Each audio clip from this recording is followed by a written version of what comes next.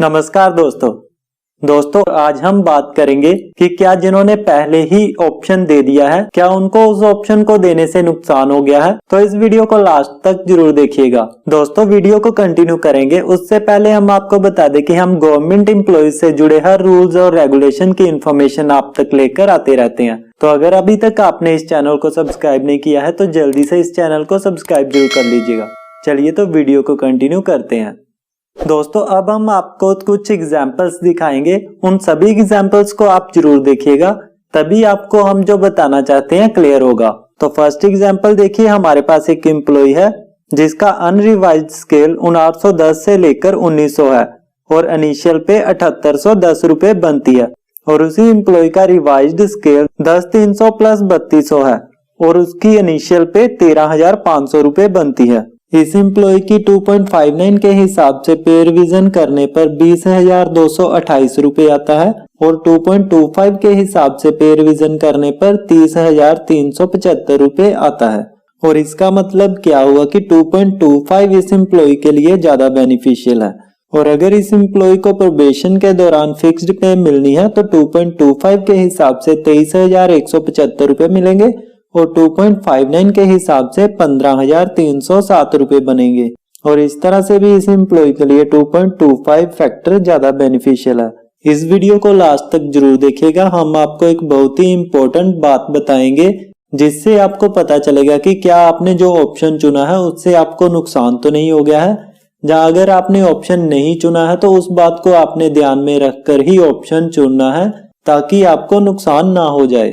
पहले हम आपको ये सभी एग्जाम्पल्स दिखा देते हैं, आपने सभी एग्जाम्पल्स को ध्यान से देखना है। दूसरी एग्जाम्पल देखिए, इस एम्प्लॉय का अनरिवाइज्ड स्केल 10,300 से 34,800 और 3800 ग्रेड पे के साथ इनिशियल पे 14,590 रुपए बनती है और रिवाइज्ड ग्रेड पे 4400 और इनिशियल पे 17,420 रुपए बनती है। 2.59 के साथ 37,788 रुपए बनता है और 2.25 के साथ 39,195 रुपए बनता है। और अगर प्रोबेशन के दौरान फिक्स्ड पे मिल रही होती तो 2.25 के साथ 23,175 रुपए और 2.59 के साथ 26,677 रुपए मिलेंगे। इस एम्प्लॉय के लिए भी 2.25 मल्टीप्लाइंग फैक्टर ज्यादा बेनिफिशियल है। थर्ड एग्जांपल देखिए, इस एम्प्लॉय के लिए 2.59 मल्टीप्लाइंग फैक्टर ज्यादा बेनिफिशियल है। फोर्थ एग्जांपल देखिए, इस एम्प्लॉय के लिए 2.25 मल्टीप्लाइंग फैक्टर ज्यादा बेनिफिशियल है। फिफ्थ एग्जांपल देखिए, इस एम्प्लॉय के लिए भी 2.25 मल्टीप्लाइंग फैक्टर ज्यादा बेनिफिशियल है। सिक्स्थ एग्जांपल देखिए, इसमें 2.59 मल्टीप्लाइंग फैक्टर ज्यादा बेनिफिशियल है। सेवंथ एग्जांपल देखिए, इसमें 2.25 मल्टीप्लाइंग फैक्टर ज्यादा बेनिफिशियल है। अब देखिए हुआ क्या कि 3 नवंबर 2021 को सरकार द्वारा एक लेटर जारी कर दिया गया जिससे 1/1/2016 या उसके बाद भर्ती हुए कर्मचारियों को भी 15% मिनिमम गारंटी दे दी गई, यानी कि उनकी पे में भी 15% मिनिमम इंक्रीज होगा ही, चाहे वो 2.25 मल्टीप्लाइंग फैक्टर ऑप्ट करें चाहे वो 2.59 मल्टीप्लाइंग फैक्टर ऑप्ट करें। पहले हम आपको बता देते हैं कि जो हमने एग्जांपल्स दिखाई थी उनमें 15% मिनिमम गारंटी के बाद पे कितनी बनेगी और उसके बाद आपको कुछ रूल्स बताएंगे जिसके अकॉर्डिंग आप अपना ऑप्शन चुन सकते हैं जिससे आपको ज्यादा बेनिफिट होने वाला है। अब फर्स्ट एग्जांपल देखिए, इसमें हम देखेंगे कि 15% मिनिमम बेनिफिट के साथ पे कितनी बनेगी। तो कैलकुलेट करने के लिए हम एक्चुअल पे को 2.4495 के साथ मल्टीप्लाई करेंगे तो 13,500 को 2.4495 के साथ मल्टीप्लाई करने के बाद 33,068 रुपए पे आ रही है। तो इसका मतलब क्या हो गया कि अगर ऑप्शन 2.59 भी चुना जाता है या ऑप्शन 2.25 चुना जाता है तो 33,068 रुपए पे मैट्रिक्स में देखकर फिक्स की जाएगी और मैट्रिक्स में जब देखा जाएगा तो इससे नेक्स्ट वाली फिगर को सिलेक्ट किया जाना होता है। तो हम सिंपली देखेंगे कि प्रोबेशन के दौरान किस ऑप्शन के साथ ज्यादा बेनिफिट हो रहा है। तो यहाँ पर देखिए 2.25 के साथ ज्यादा बेनिफिट हो रहा है तो यहाँ पर 2.25 को सिलेक्ट किया जाएगा। सेकेंड एग्जांपल देखिए, इसमें 15% बेनिफिट के साथ 42,670 रुपये बन रहे हैं। पर हम देखेंगे कि प्रोबेशन के दौरान कौन से ऑप्शन से ज्यादा बेनिफिट हो रहा है। तो 2.59 से ज्यादा बेनिफिट हो रहा है, तो यहाँ पर हम 2.59 ऑप्ट करेंगे। अब सभी एग्जाम्पल को देख लीजिए और उसके बाद हम बताएंगे कि एक ही पोस्ट पर काम कर रहे एक कर्मचारी के लिए 2.59 फैक्टर इंपॉर्टेंट हो सकता है और दूसरे कर्मचारी के लिए 2.25 फैक्टर इंपॉर्टेंट हो सकता है। जैसा कि हमने पहले कहा कि एक ही पोस्ट पर काम कर रहे कर्मचारी के लिए 2.59 मल्टीप्लाइंग फैक्टर बेनिफिट हो सकता है और दूसरे कर्मचारी के लिए 2.25 मल्टीप्लाइंग फैक्टर ज्यादा बेनिफिशियल हो सकता है। इसके बारे में जानकारी देने से पहले कुछ लॉजिक आपको बता देते हैं जो आप यूज कर सकते हैं, पर हम ऐसा नहीं कहते कि ये लॉजिक सभी एम्प्लॉइज के लिए काम करेंगे। ये कुछ ही एम्प्लॉइज के लिए काम करेंगे जो आप नेक्स्ट समझ जाओगे। तो ये लॉजिक हम उन एम्प्लॉइज के लिए बताने वाले हैं जिन्होंने 1/1/2016 या उसके बाद ज्वाइन किया है और उन पर 15/1/15 वाली लेटर एप्लीकेबल है।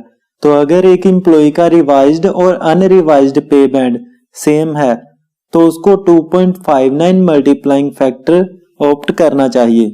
और पे बैंड क्या होता है, जैसे कि 10,300 से 34,800। और अगर एक एम्प्लॉय का पहले पे बैंड जितना था रिवाइज्ड होकर उससे बढ़ गया है तो उसको 2.25 मल्टीप्लाइंग फैक्टर ज्यादा बेनिफिशियल रहेगा। और तीसरा लॉजिक हमारे पास निकलता है कि अगर एक कर्मचारी की पोस्ट की पे रिवीजन नहीं हुई थी 2011 में तो उसके लिए भी 2.59 मल्टीप्लाइंग फैक्टर ही ज्यादा बेनिफिशियल रहेगा। चलिए तो अब हम आपको फिर से सेकंड एग्जांपल पर ले जाते हैं। जिस एम्प्लॉय का अगर 15% वाला लेटर ना आता तो ऑप्शन 2.25 ज्यादा बेनिफिशियल था और 15% के लेटर आने के बाद उसके लिए 2.59 मल्टीप्लाइंग फैक्टर इस हिसाब से बेनिफिशियल हो गया कि उसको प्रोबेशन के दौरान ज्यादा बेनिफिट होगा। पर इसको हम एक्यूरेटली कैसे देखेंगे, किस एम्प्लॉय के लिए 2.59 बेनिफिशियल रहेगा और किस एम्प्लॉय के लिए इसी पोस्ट पर 2.25 ज्यादा बेनिफिशियल रहेगा। तो यहाँ पर देखिए जो 15% वाला लेटर था उसमें लिखा गया है कि प्रोबेशन पीरियड में जितनी भी पे रिवीजन होगी उसका arrear after clearance of probation मिलेगा। और इसके साथ ही ये भी लिखा गया है कि जो 15% वाला बेनिफिट है उसका एरियर नहीं मिलेगा, सिर्फ और सिर्फ 2.25 और 2.59 मल्टीप्लाइंग फैक्टर का बेनिफिट ही मिलेगा। अब जो हम कैलकुलेशन आपको करके बताने वाले हैं ये सिर्फ उन्हीं एम्प्लॉइज को करने की जरूरत है जिनके लिए 15% के लेटर से पहले 2.25 मल्टीप्लाइंग फैक्टर ज्यादा बेनिफिशियल था और 15% की लेटर आने के बाद उन्होंने 2.59 ऑप्ट किया है या ऑप्ट करने की सोच रहे हैं। तो यहाँ पर देखिए हम अज्यूम कर लेते हैं कि एक गवर्नमेंट एम्प्लॉय ने 1/1/2016 को ज्वाइन किया है और मान लेते हैं कि उसने 2.59 मल्टीप्लाइंग फैक्टर ऑप्ट किया है। तो इसी हिसाब से उसकी प्रोबेशन के दौरान पे बन जाएगी 26,677 रुपए।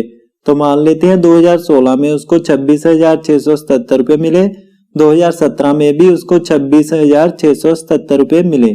और यहाँ पर देखिए अगर वो 2.25 मल्टीप्लाइंग फैक्टर ऑप्ट करता तो उसको 23,175 रुपए मिलते और इस हिसाब से उसको पर मंथ 3,502 रुपए का फायदा हो रहा है। अब देखिए अगर 2.25 ऑप्ट किया जाता तो 39,700 रुपए पे फिक्स होती और क्योंकि प्रोबेशन में 2.59 मल्टीप्लाइंग फैक्टर ज्यादा बेनिफिशियल होने की वजह से ऑप्ट किया गया है तो 38,500 रुपए फिक्स की गई है जिस पर एरियर मिलेगा। तो इस हिसाब से देखिए कि आफ्टर प्रोबेशन जितना भी एरियर मिलेगा उसमें पर मंथ 1,200 रुपए का लॉस हो रहा है। अब यहाँ पर देखिए फंडा क्या है कि एक कर्मचारी ने प्रोबेशन में कितना टाइम स्पेंड किया है और आफ्टर प्रोबेशन कितना टाइम स्पेंड किया है, तो उसका आपने प्रॉफिट निकाल लेना है प्रोबेशन के दौरान का और लॉस निकाल लेना है आफ्टर प्रोबेशन के दौरान का। अगर लॉस ज्यादा होगा तो आपने 2.59 ऑप्ट नहीं करना है और अगर प्रॉफिट ज्यादा होगा तो 2.59 आपके लिए ज्यादा बेनिफिशियल रहेगा। आपको ये कैलकुलेशन समझ में नहीं आई है तो आप हमें इस वीडियो के नीचे कमेंट सेक्शन में बता सकते हैं, हम इसको डिटेल में आपको नेक्स्ट वीडियो में समझा देंगे। मिलते हैं दोस्तों ऐसी ही नेक्स्ट इन्फॉर्मेटिव वीडियोस के साथ, तब तक के लिए थैंक यू सो मच।